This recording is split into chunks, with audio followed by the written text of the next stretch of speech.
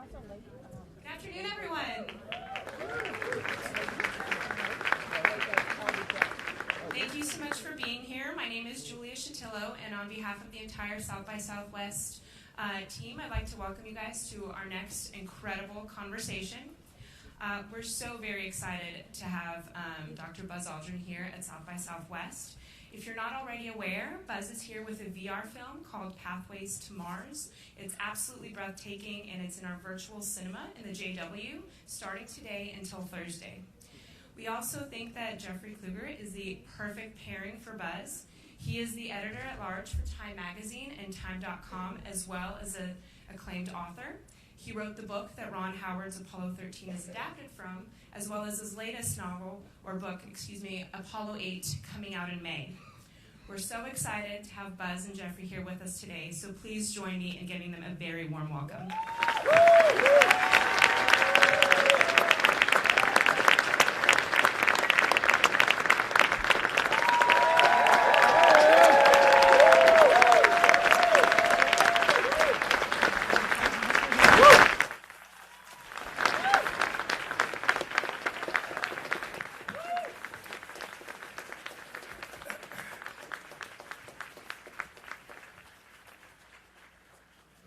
Thank you so much for having us. It's a privilege to be here. It's a privilege to be at South by Southwest. It's a privilege in all circumstances to be with Buzz. I want to follow up, just before we get started, I want to follow up a little bit on what Julia said. We know Buzz from Apollo 11, part of the first crew of human beings to set foot on the surface of another world.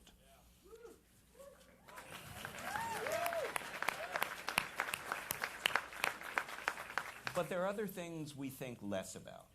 We don't know Buzz for his extraordinary West Point education. We don't know him for the 66 missions he flew in Korea in defense of his homeland.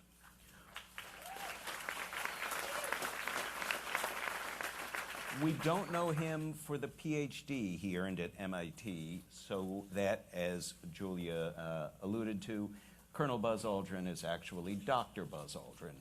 And we don't know Buzz for his first flight to space, the Gemini 12 mission, which was the capstone of the Gemini program, when Buzz logged an cumulative 5.5 hours of extravehicular activity, or spacewalk, which was a record at the time.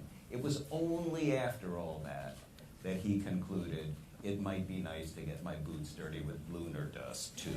So it's one more reason I enjoy being in Buzz's company. I was pretty lucky, too. Well, yes, there were a lot of circumstances. But I pioneered neutral buoyancy underwater. That's right, yeah. Spacewalking. Yeah, the Scuba 30. diver. Yes, that's right. It's the spacewalking neutral buoyancy tank, the rehearsal lab, simulation lab for weightlessness at the Johnson Space Center. So we're here today to talk about a lot of things, but also to premiere a new virtual reality experience from 8i, distributed by Time VR and Life VR. It's Buzz's idea for cycling pathways to Mars. Now, we're going to show a small clip of it that gives you a sense of what the VR experience is like. I've done it a few times. It's extraordinary. It's transporting. So if we can cue that film briefly first, and then we'll get a chance to talk.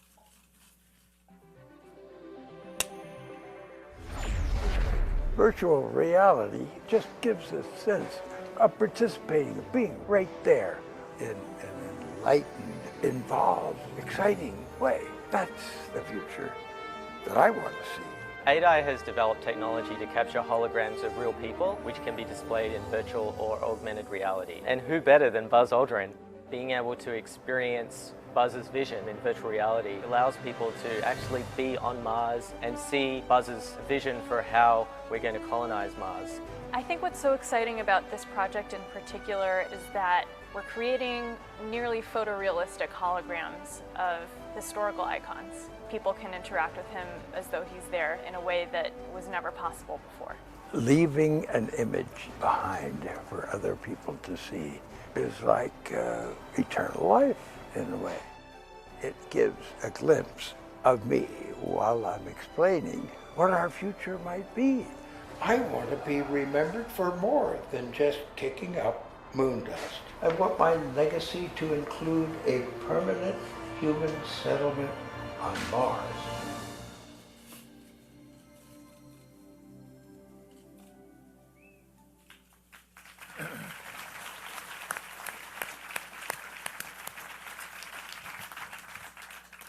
So I'd like to begin by asking Buzz a little bit about the VR experience. Look, we could see a flat screen, two-dimensional rendering of exactly the same information. What was it about VR that made you want to invest the time and energy capital to participate in this project? They asked me to do it. We can go on. I had seen holographic views in 3D, but I had participated some in walking a little bit on the moon or on Mars, and the perspective that you get is just amazing. When you're putting things on and you're moving around, everything is really changing. Right. It's far better than any put the glasses on 3D film. It's just amazing, and I'm not sure how exactly we're going to put everybody in a position in a theater. It's sort of a one-on involvement right now. Right. Yeah. And I'm sure the people who putting it together don't want me to say that because it is so realistic. And I just hope that we're able to get it to a point where everyone can see something as it's happening. Right. Well, I think... Or how we're dreaming it. Right. And they will, I think the good folks who are making this happen will tell you that a lot of the answers to that are in augmented reality and other kinds of more collective experiences. But let's get a little bit into then the content of the VR experience. You have criticized what you've described as the flags and footprints model of exploring, or you have found shortcomings. We did that, and right. People said, no, that's just a... Well, can you tell folks what that is, although the name is sort of self-explanatory, but what is flags and footprints, and why does that have limitations? Well, it means that as a nation, we don't care too much about the science or the geology or how long you're going to stay or what you're going to eat.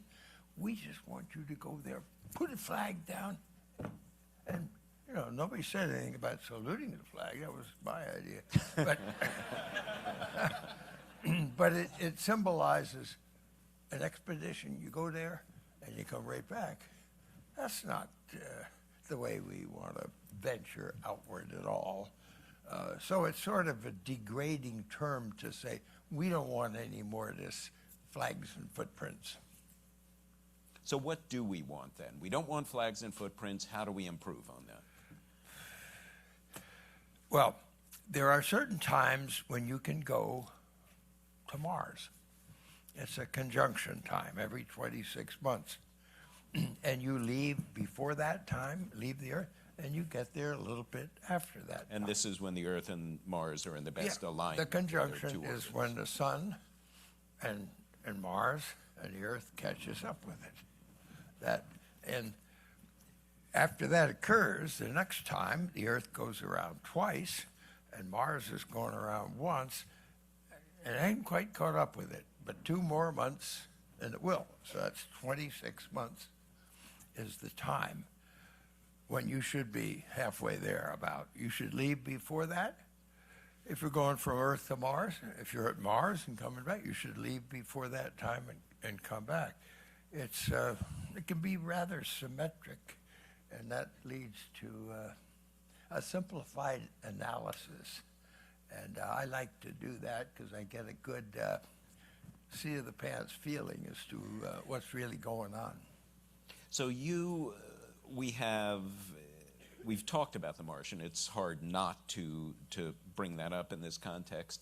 And one of the things we saw in the Martian, and you've been working on this idea for long before the Martian came out, is that there is a big space liner that never really lands anywhere. It simply cycles between Mars and Earth, and that doesn't seem to be how we usually think about space travel. So when you talk about cycling pathways, how does that kind of infrastructure come into play?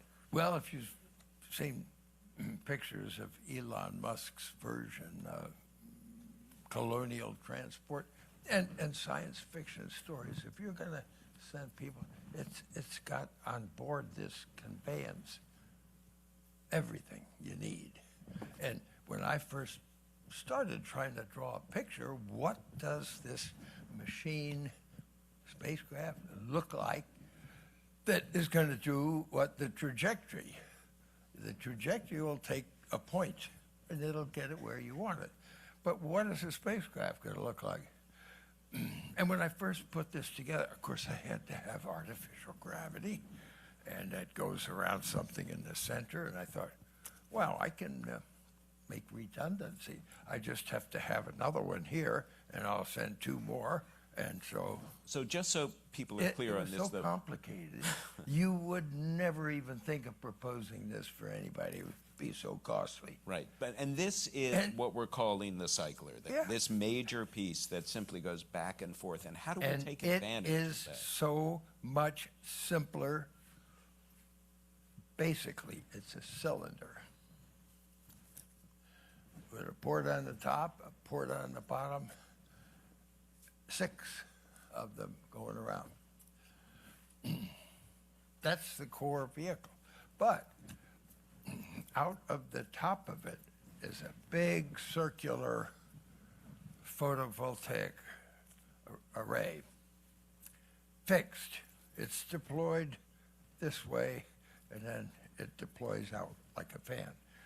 Now, each one of these boxes that going out 6 directions, they lower down radiators away from where the sun is. And it's braced struts that don't interfere with using the ports. And the Nothing ports are used for moves. your spacecraft with crew then comes up Well, and docks. it's going by.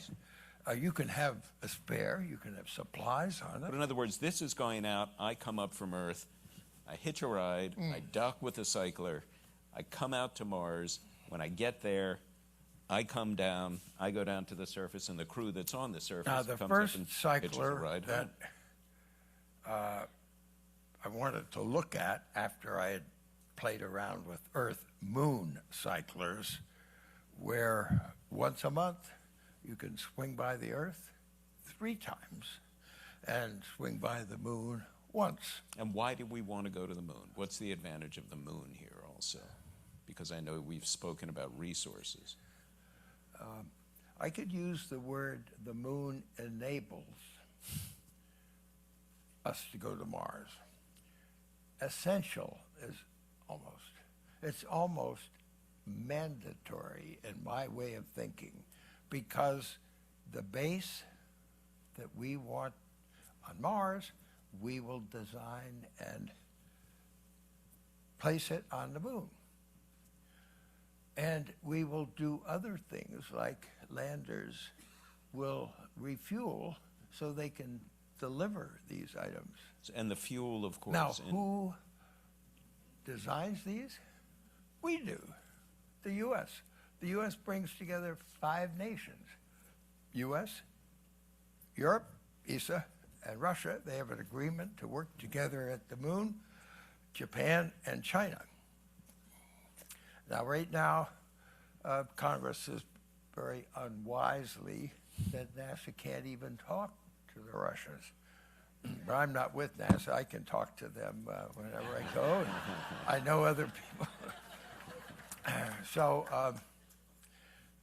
See, I have a Buzz Aldrin Institute in Florida, at Melbourne, the Florida Institute of Technology.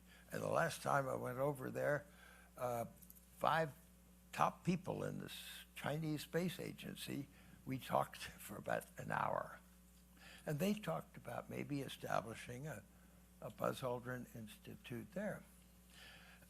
You may not know this, but I'm the chancellor of the International Space University, headquarters now in Strasbourg, France. First chancellor was Arthur Clarke. The next one was Jean-Jacques Dordain from Europe, ESA. Now, I'm sure Arthur Clarke didn't really think the headquarters were going to be in Sri Lanka.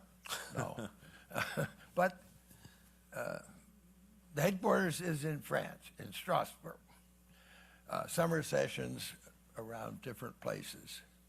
But I think it's about time to at least have the Western Hemisphere represented with a growing, at least up to a half. And I think in Florida, we got the right place to start doing that. Well, when you were flying and when you first joined NASA, obviously the U.S. and the then Soviet Union were at dagger points. This was a foot race to the moon. Now, not only are we collaborating with Russia, but Russia is, until such time as we build new human-rated launchers, Russia is our only ticket off the planet. You clearly are not a big fan of U.S. dependency on Russia, but does this seem like a good core relationship on which to build the idea of future ambitious missions to Mars? A lot of people will call it a space race back in the 60s. Mm-hmm. I learned, and a number of us did, and I've been talking about it since then, this last year, the 100th anniversary of MIT Aeronautics Department, before we got, people were kind of talking, and one old guy said, when Kennedy first walked into NASA, he said, well, this was after the Bay of Pigs, not exactly a smashing success. So I guess it was maybe April of '61, because he took office Inauguration Day after the election in '60, in January 20th, 1961. I remember that because that's my birthday, January 20th. I have a parade every 4 years in Washington. So the Bay of Pigs was sort of set aside, and so his speech before Congress was May 25th, '61. So sometime around April, according to this guy at this 100th anniversary, Kennedy walked into NASA and sat down and said, we've got to really boost our technology. I think we should go to Mars. Jaws dropped, and NASA, well, sir, I think that's maybe a little bit beyond us. Now, whether it was a Wednesday or Thursday, somebody said, well, sir, Mr. President, we'll look into this and we'll report to you Monday. And somebody said that was the busiest weekend NASA headquarters ever had. And they said, no, it's just beyond us. Maybe the moon, 15 years. Well, it ended up not an egotistical during my term of office. Somebody said, well, why don't you try a decade? Well, a decade was what we did, and we beat that. So now, what do I think we should do at an appropriate time? Soon. Inauguration date? No, that's past. We could have done something, because a week later was the 50th anniversary of the Apollo 1 tragedy, 50 years earlier. But we have a 50th anniversary coming up of the first landing. It's about a little less than 2.5 years from now. That would be a good time to have digested, looked over plans. And I think at that time, the president could say, if he listens to me, I believe that this nation should commit itself in 2 decades for America to lead international crews to occupy Mars.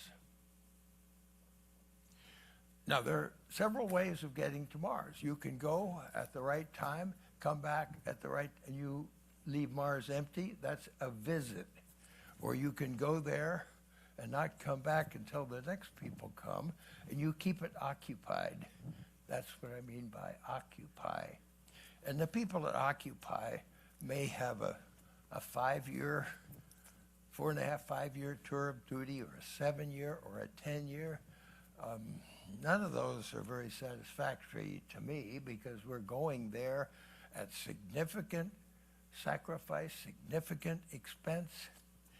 And our purpose, I believe, is to settle the planet Mars. And I think that should be our objective. Now, we're not going to sell the American people, certainly not going to sell the government on that right away. But if we occupy, then we've got several years to fine-tune that, look at exactly what we're doing. And I believe that it is so powerful to have human intelligence close to Mars, in orbit, to control things at about a second or less time delay than it is from the Earth. How much? Well, 12 years ago, we landed Spirit and Opportunity rovers on opposite sides. And they were going to last 90 days. That was about the guarantee. Well, Spirit got stuck after 5 years, and Opportunity is still working. So the person in charge, project manager of these missions, Steve Squires, just to make a point to clarify, because he knew they were sending daily instructions, and they were moving around each one of them. He said that in 5 years, with both of them moving around, what they accomplished in those 5 years could have been done in 1 week if we had human intelligence in orbit around Mars. Now, that's phenomenal, what you can get done by looking, telling something to do something, and then watching it, and then correcting it. What you're talking about here is we would be initially based on Phobos, one of the moons, and then we could beam down somewhere at 1.5 second time delay down to the Mars surface, as opposed to 14 We've minutes. all been guessing that the inner moon, Phobos, maybe is a good place.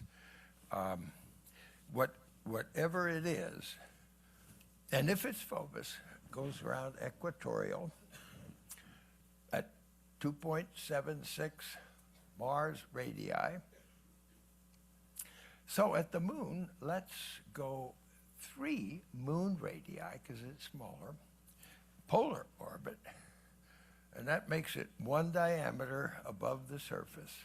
So we'll put a spacecraft there that's the controller, and of course to keep in sight what is on the ground, on the surface, far side, near the South Pole. That's where the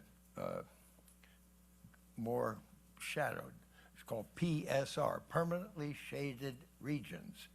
And that's where the ice is from our detection, and we think that's where the source of hydrogen, oxygen, and rocket fuel, liquid oxygen, liquid hydrogen, is what we can then use to refuel spacecraft that are going somewhere. Okay, and I'm just going to jump in for a second here, because I want to be mindful of The time. point, the point was, whatever we find works really well, we will then modify what we do at Mars. Believe me, I can get lost. We had a conversation at dinner last night, and I thought I could listen for the rest of the week. So I can understand. It's hard to cut you off when you're speaking, and I never want to. A couple of thoughts on this, though. The U.S. comes up against 2 challenges here. We are a very risk-averse nation. One of the reasons I wrote a book on Apollo 8, which is currently available for pre-order in all fine websites, one of the reasons... I got 9 books.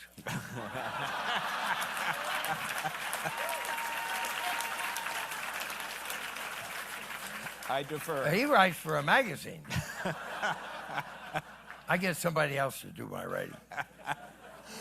But one of the reasons that I enjoyed writing that was because that mission was a crapshoot.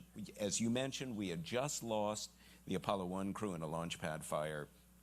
We were a year and a half away from the end of the decade deadline, and in the summer of 1968, NASA said, let's throw our schedule out. Instead of a few cautious Earth orbital missions, we're going to send these guys to the moon, and we're going to do it in 16 weeks, which is a fraction of what the usual training time is. So do you think we have the backbone, the brass to do that now? Missions were switched around a little bit about that time because the lander wasn't going to be quite ready when they expected it. But the big thing, the Soviets had sent a Zond around the moon and back and landed in the ocean somewhere in the Aral Sea. And the next time they did the same thing, they landed in the normal recovery area in Kazakhstan. And it was figured just a question of time before they put a cosmonaut in there. So we advanced some of the missions. I was on the backup crew for one of those, the third mission, and Neil and I were on that backup with Jim Lovell at the time. And it ended up being Apollo 8, which was going to orbit. And so it was really one of the first mission that was going to go to the moon. And it was just great to be on the backup crew for that and see all the planning that was going into it. And it certainly gave Neil and I a very good prelude To what was coming next. Now, if we're lucky. the other variable, of course, is money. Now, I'm just going to read a couple of numbers here. NASA's current budget, just approved for the upcoming year, will be just shy of $20 billion, which is the highest it's been in several years. In 1965, the budget, before we correct for inflation, the budget in 1965 was $7.5 billion, which would be just shy of $60 billion in today's budget.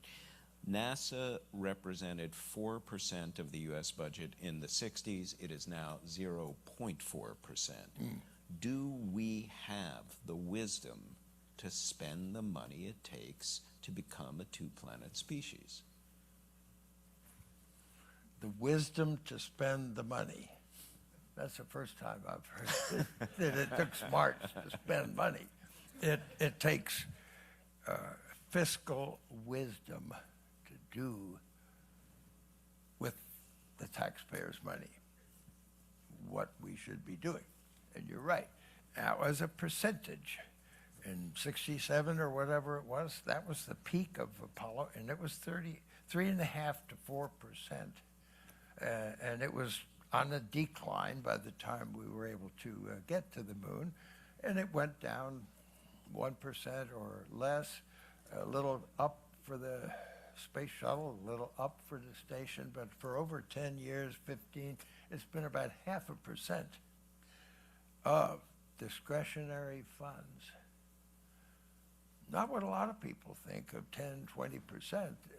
Space program, NASA just does not get that kind of Yeah, it's pan-scraping. discretionary funds. Yeah. And right now, it is being spent on a lot of things, and there are three major expenses for manned space flight. It's the space station, 16 years it's been up there, something like that. The Orion spacecraft was supposed to be flying after the shuttle stopped flying in 2011, and it wasn't flying. It might fly 10 years after that, 2021. So that spacecraft is a little behind schedule, and the rocket started out as bits and pieces of the space shuttle. The tank had engines put on the bottom, payload on the top, and the same solid rockets that the shuttle had. Looked just like a shuttle, except there was no airplane, and there was a payload on the top, and solid rocket engines and engines on the bottom. That was 1970s technology. Now, when at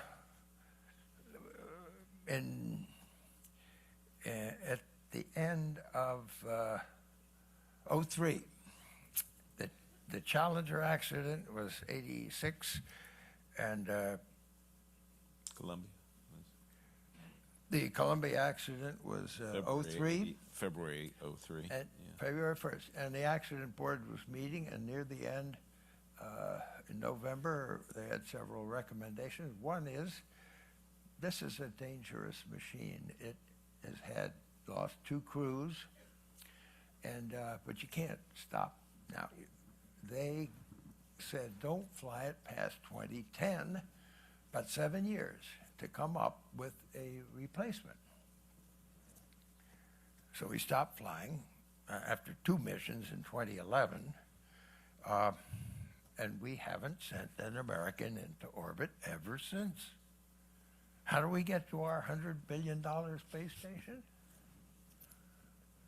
We're paying the Russian space program to take us, and the price, as you'd expect, keeps going up. Yeah, that's one thing. We always wanted the Russians to be capitalist, and now they've discovered dynamic pricing. So now, $60 million. commercial transportation, commercial spacecraft and rockets felt they could replace the spacecraft and rocket that was not ready.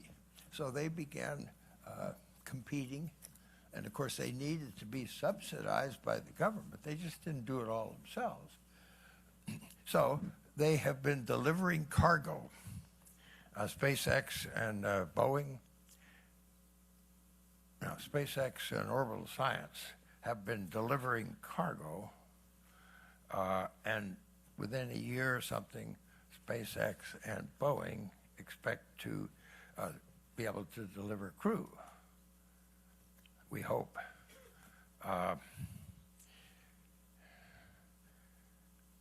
Without delivering crew to Earth orbit, we're not going anywhere. That's really worse than we were in April of 1961. And that raises another question, because when you say we're not going anywhere, that's a heartfelt, that's a lament. A question I've often had, and I mentioned this at a TED Talk in Asheville, forgive me, in 2012. One of the reasons that we go to space, I feel, and this is more a poetic reason, is simply because we go, because that's what we as an idiosyncratic species do. It's the same reason we write symphonies and we dance. None of that stuff keeps us alive, but it's all reasons we want to be alive in the first place. Do you feel there is a safe space for that sentiment, or must it always be, this is how we can benefit pragmatically, financially, technologically from space? You used the word safe at the beginning? Safe, well, Yeah. a safe I space thought for we were that gonna get it. conversation. Yeah. I had a speechwriter help me out. He said, we explore or we expire. And that's about it as far as a vibrant nation that we all assume we're part of. We're in it. We don't want to expire. We have to excel. You know, in the 60s and 70s, our education was right up there at the top. Nobody ever heard of STEM education. Yeah. But we're not up there. We're down here. Now, how did all that happen? Well, I've been working on a think tank to try and figure out what are the things that we did right after World War II, and what are the things that we could have done a little better. Unfortunately, we haven't got funded for that, but it's ready, and a lot of us are thinking about that, and that's going to be quite valuable. People some people are not going to like what we come up with, report. We're not advising NASA, we're not advising Congress or the executive, the president. No, this is going to be simple reports, quarterly maybe, simple, basic, educational to the American people, letting them know, understand what did happen.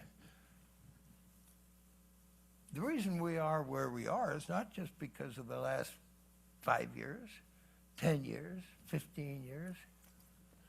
It really, it started near the end of the Apollo program, but I just don't want to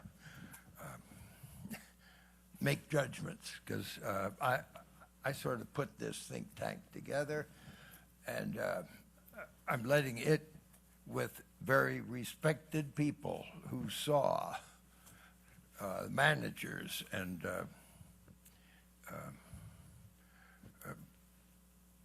corporation people and government people who saw this program from the very beginning and are still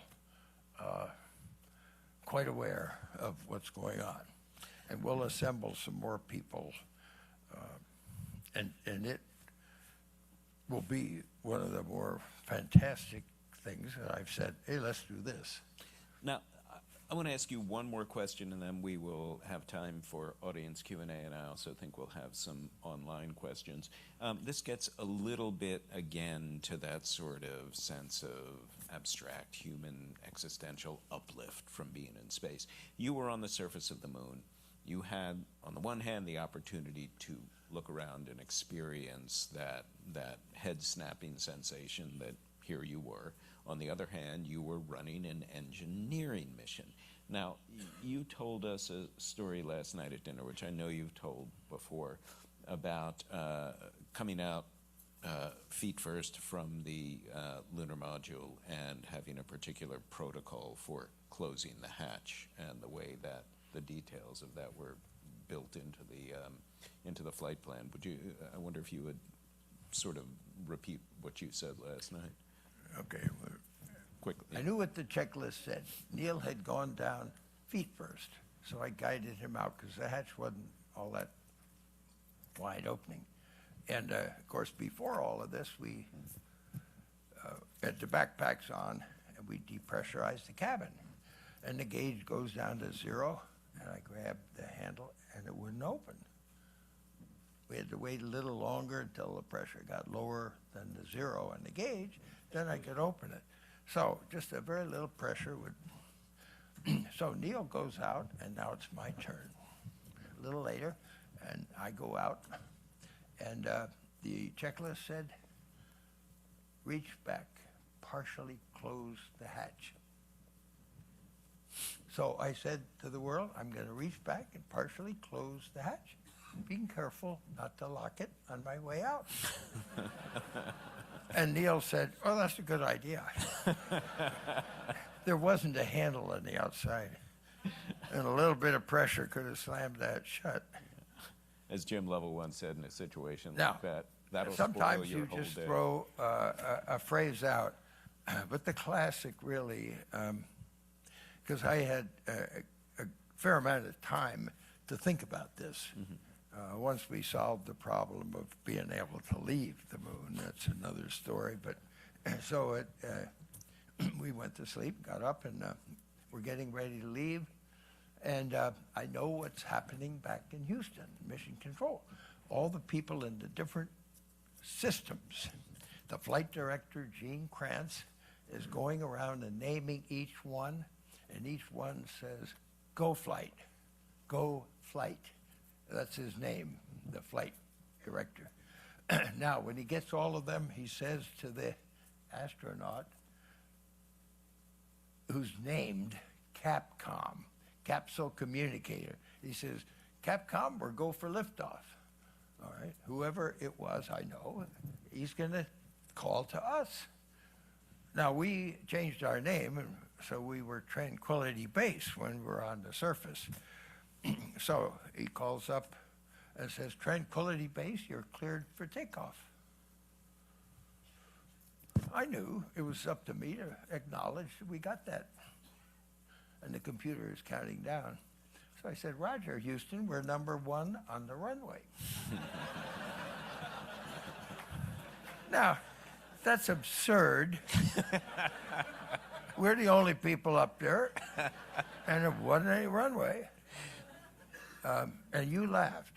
Now, 5-10 years later, some comedian told me that the definition of comedy is Ed McMahon, Johnny Carson talking about something routine, and one of the two of them says something just crazy, absurd.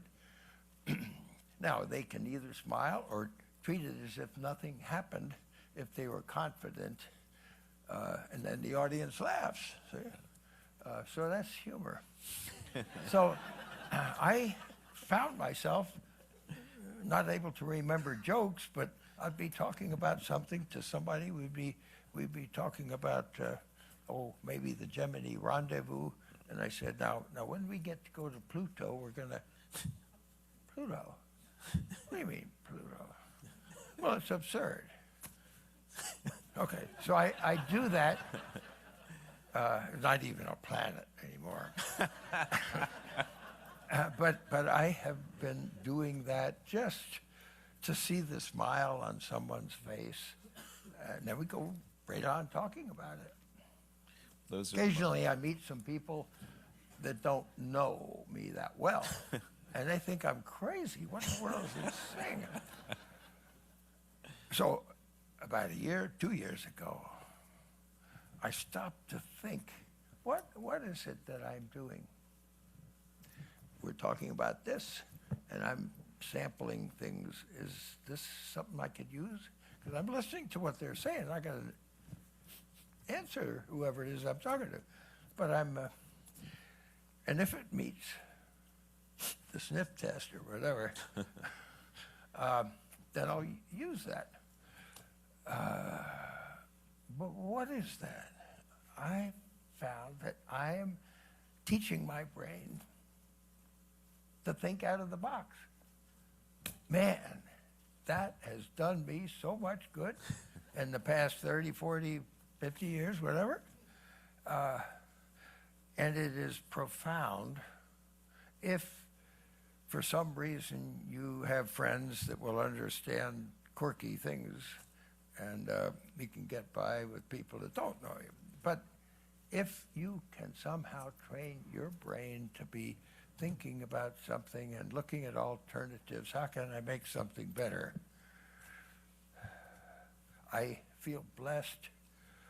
And maybe number 1 on the runway means that I had some of that before somebody told me what the hell it was. And so I put it in the last book of it that I wrote. Very good book. And if you can cultivate that idea in any way of not just thinking of here's the way we did it because that's the way we did it before, and yeah, it worked then, so that's what we're going to do. And that's not progress. You have to expand your way of thinking into not absurdities, not risky things, but better ways of doing things. So that's a very good point to break. I would love to take some questions from the audience, and I think we might see some streaming in from online. I'm not sure, but anyone at that first mic? Yeah. Hi, I'm a first-year grad student at UT, and I'm constantly struggling and keeping my eyes on the end goal, and end up waking asking myself, why am I here? Why am I doing this? So while you What were you doing last night?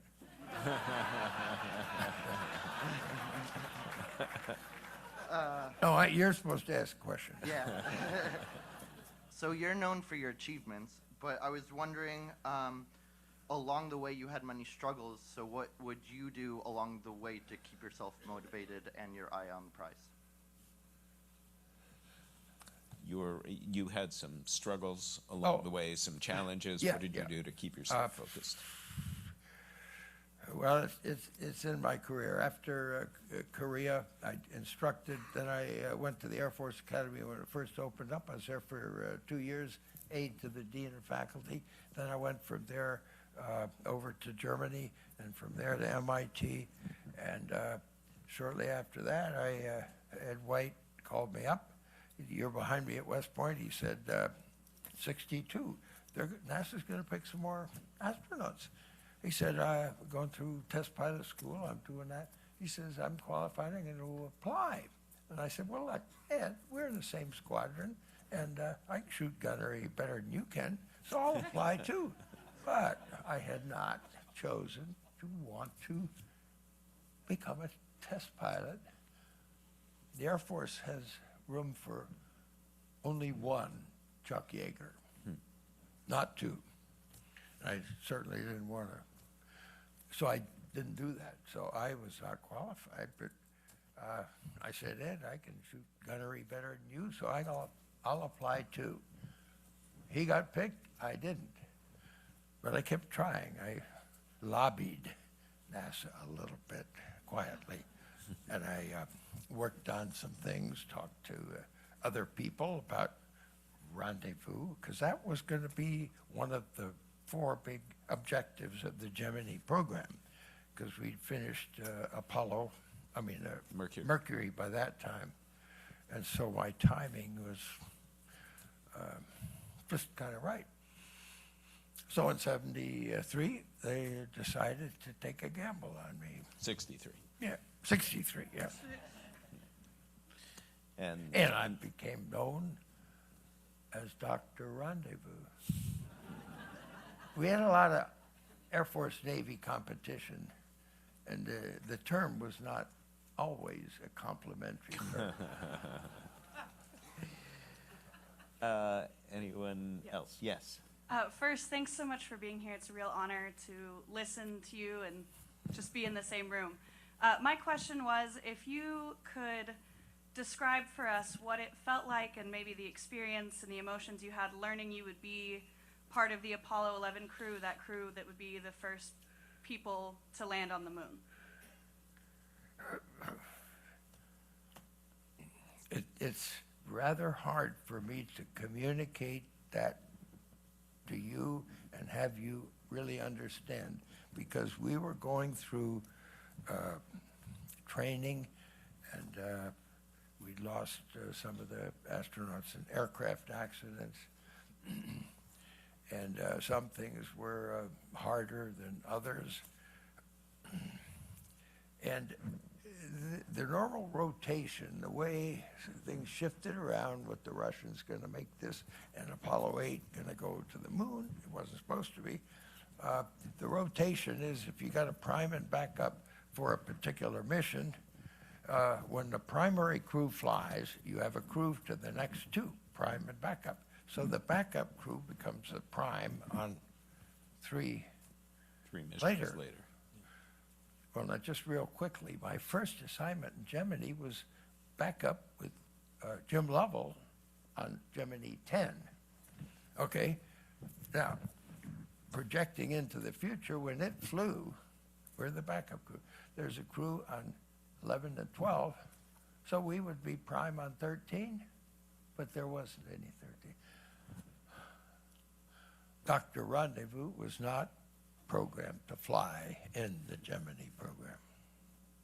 A tragedy changed all of that, and a number of other things have worked out in So somebody in favor. One crew perished in a plane the prime accident, crew on and then 9 you then was became killed, prime and for 12. backup moved up, and we became the backup on 9 and the prime crew on 12.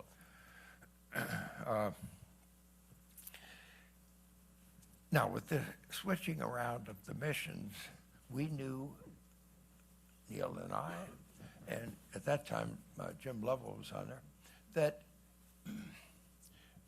there's 9 and 10 and 11. 9 is going to rendezvous in Earth orbit. 10 is going to be, we could figure out that if things worked out, we would be given an opportunity to be the first crew to land. So the crew assignments were days and days and days coming out. But when they did finally come out, I wrote this in my first autobiography. I came home and told my wife, we're on the cruise, going to make the first landing. We're scheduled. But frankly, I'd just as soon be on a later one. We'd get more interesting things to do, and I wouldn't have to put up with all this speeches all around the world and everything. Honest, I felt that way. But the choice, I do. But I had to share that with someone close to me. I had to share that I did have that feeling. No way could I possibly turn that down. It just wasn't being a fighter pilot, no matter what you think about it. So obviously that's what I felt about when I was assigned. And it was a great honor, privilege to have had things work out the way they did. And I'm a very lucky person. My mother was born when the Wright brothers flew. I got to fly in an airplane my father was flying when I was 2 years old. Teenager in World War II, combat. And now, after landing on the moon, now I'm working intensely on how we're going to put people, long after I'm gone, not long, on Mars. Now, what better time could a person be alive?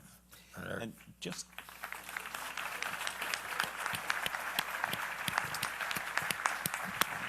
to add one detail of some things being kismet, being meant to be, being beshert, as it's said in the Jewish religion.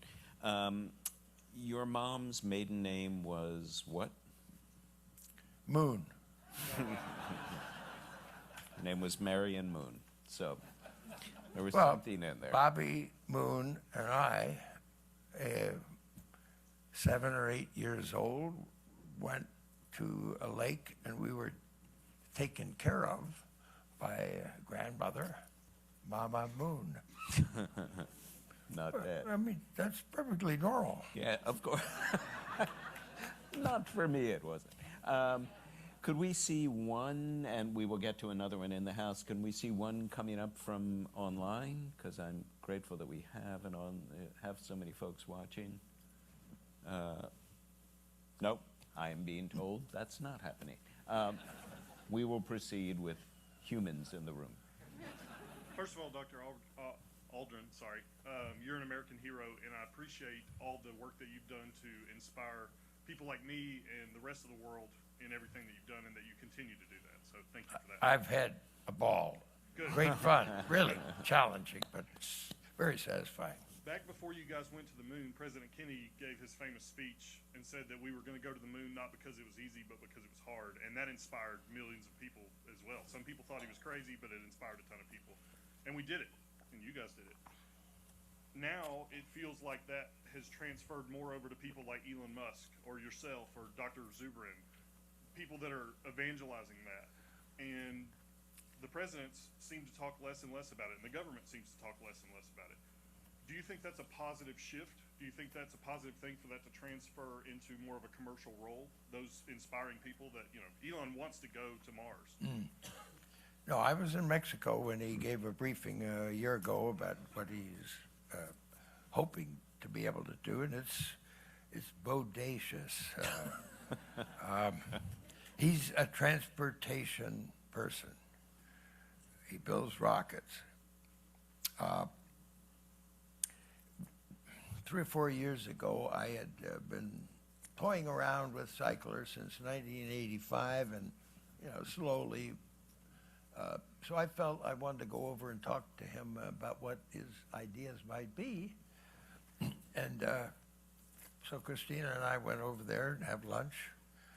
We stood up all the time, and I said I wanted to talk about the things that I've been kind of going over, and maybe we could share thoughts about Mars. No. We know how to get to Mars. We're going to build a big rocket and put a dragon on top, and we're going to go and land on Mars. And just to be clear, that's the name of Elon's spacecraft. He doesn't Dragon. plan to put a dragon on top. He's Oh, eccentric. I'm sorry. He's Yeah, not that of course eccentric. you know that. It's not Chinese dragon either. Yeah. Not yet. So I said, well, now, when your dragon lands on Mars with the people, is there going to be anything down there for you to live in or do?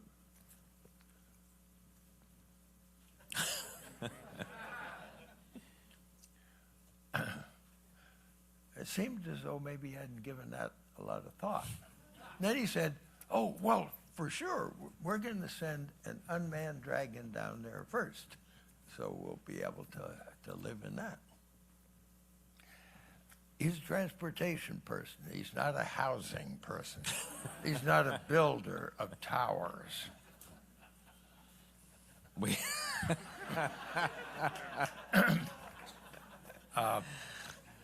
For whatever value that has.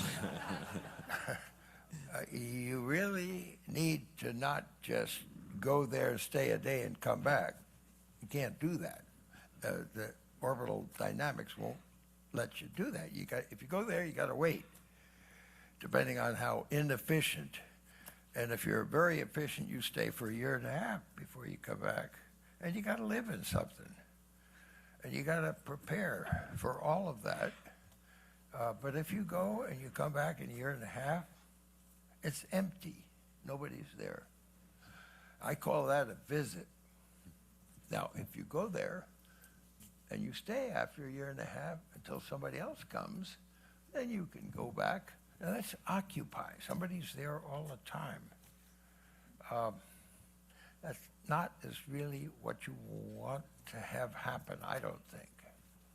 You can have a tour of duty there of 5 years, 7, 10 years, and come back. Making a pronouncement by a president that I'm going to send people to Mars and dribble them there, and eventually somebody, when we're all gone, will begin to populate permanently. It costs so much money to get people there, and every time you do it again, it's 2 years more. Why don't you be smart about it and build things up first? And people go there and they can do the final touches, and then they land, and the rest of them land after that. Now, that's what I think. And a few other people, many others, I think, if they think about it longer, but not congressmen, not others. It's going to take a while before it absorbs in what the purpose of humans on this planet going to another planet and turning around and coming back. No. I don't even think it's 50-50 as to whether that's a yes or no, but it's going to change. I can assure you, you're going to begin to think, hopefully, and you will agree that we are doing something so well because we've done essential things and saved money by having international partners at the moon. We design things. We'll build 1, maybe 2 landers, habitats. They'll build the rest. They'll land them. But we'll put them together and make sure they work. The landers that take them there will engineer so that we can refuel them right away.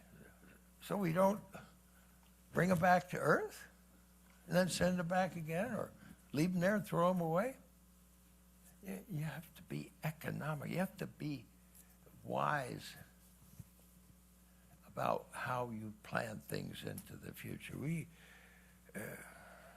And we will be safe as possible. I can guarantee you that. And this gets to the difference between flags and footprints on the one hand and infrastructure on the other. Now, I'm seeing by our countdown clock we are at T-minus 1 minute and 31 seconds before we will be blasted off from this room. I do want to say just a couple of things, just a word for my home team, Time Magazine and Time.com, have been covering America's role and the world's role in space for the better part of 60 years now. We continue to do that. We do that with our Life VR application. We did it with our Year in Space series on Scott Kelly's mission to the space station. We hope that folks will stay with us in this kind of coverage. And the very last thing I want to say is one more thing about Buzz. The first time I met Buzz was in 1990. I suspect you don't remember it. It is indelible for me. We had a dinner on the Intrepid. I happened to share a cab ride with Buzz, by which I mean I elbowed my way to the front of the line next to Buzz and therefore was put in a cab with him. We were in the back seat of a taxi going east on West 46th Street, and there was a gigantic silver salad plate of a moon hanging over East 46th Street. Buzz was ignoring it, just talking, looking out the front window. I thought, we have had radically different life experiences relative to that body. There have been so far only 24 human beings in the entire arc of human existence who can speak about the moon in the first person singular. We hope that number will change and change soon, and we will add people who can speak about Mars in the first person singular. But for today, we've spent an hour with one of those people, and I just want to come away once again appreciating that we've had that experience.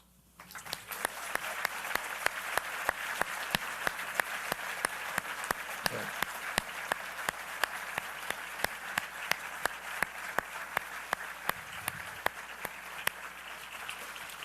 Jeffrey has been at the forefront of things in space that have been moving ahead, and it makes me feel really good that the way things have worked out, the first people who land on Mars, they'll put things together first, then they'll land. The plan I have, they will go to the moon. Maybe they're 27, 20, 29, 30 years old. They will put things together from orbit. They will go down to the surface and stay there for a while. They will know what they're getting into. And when they may have agreed that this is a good idea, a national objective of settling. But before they actually make that personal commitment, they will have experienced exactly what, pretty close to what they're. Now, that is just the way it worked out by doing. I thought, well, Purdue made a suggestion. Now, that is remarkable that you can be able to do such a thing. And, I mean, to me, that alone would sell the program to any, almost any congressman. Well, no, not all of them. But I wanted you to just get a grasp of how, in a way, why it's going to take so long. 2 decades after, 5 decades after landing on the moon, 1 decade after the president said to go. And yet, the first person who will set foot on Mars is somewhere alive in the world today, and I like to think. My guess is born in 2000, right around there. So sounds good. There is some incredibly you're cool older than that. 17-year-old out Well. there today. Thank you very much. Oh, right. Thank you. Wonderful.